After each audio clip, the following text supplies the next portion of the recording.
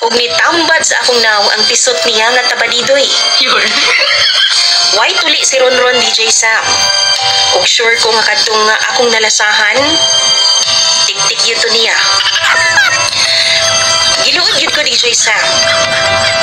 Wala jud ko mipadayon ug nagmugmug kog taman. Nagmouthwash ug nagtoothbrush.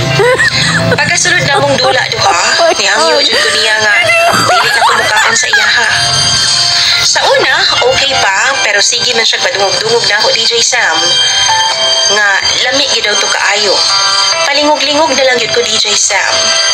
Kaysa tinuod lang, lain jud kay mukaon og dinluron. Pero nagbahad siya nako. Nga dili na daw siya ganahan mag-ana-ana kung dili lang man daw nako kanon. Abot ba DJ Sam? Feel na ko iyaha man jud kong pugson nga mukaon anang kargada niyang dinluron. Mao nang hangtod karon, mag 1 month na mi nga walay ana-ana. Ug sa tinuod lang, gimingaw na pud baya ako.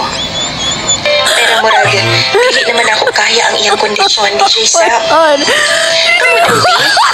Kung sa may buhaton ako, i-share na ninyo inyong mga tambag pinaagi sa comment section ni DJ Sam.